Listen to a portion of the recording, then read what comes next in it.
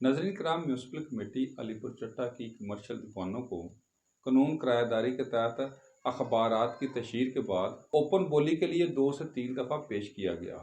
इन दुकानों की नीलामी अदालती स्टे आर्डर और सियासी असर और रसूख की वजह से मुलतवी होती रही, जबकि आखिरी दफ़ा कुछ दुकानें कामयाब बोली दहंदगान के नाम अलाट करने का ऐलान किया गया। म्यूनसिपल कमेटी की बाकी दुकानों की नीलामी के लिए कानूनी पेचीदगियों को जवाज बनाकर कुछ दिनों के लिए मुलतवी कर दिया गया।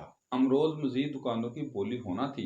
असिस्टेंट कमिश्नर मोहम्मद सलीम आसी की सरबराही में इजलास हुआ तो मुतअद्दिद एतराज़ात और पंजाब हुकूमत की मुदाखलत की वजह से पहले से कमेटी की अलाट शुदा दुकानों को सील करने के अहकाम जारी कर दिए।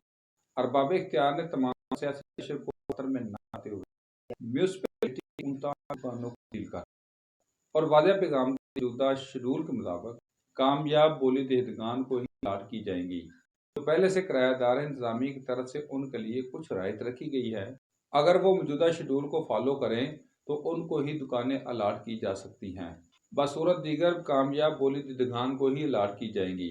मजीद डिटेल्स इकट्ठी की जा रही हैं। जो डिटेल्स अभी तक सामने ही उनमें मरकजी अंजुमन ताजरा के जनरल सेक्रेटरी की भी दुकान है, जो कि मकामी अमला की मिली भुगत से बाजार तो दुकान को सील किया गया है, जबकि वहां आधे शटर के साथ दुकानदारी जारी है। इस दोहरे मेयार पर शहरियों ने नापसंदीदगी का इजहार किया है और इस दोहरे मेयार पर कई सवालात जन्म ले रहे हैं, जबकि अवाम में शदीद तशवीश पाई जा रही है।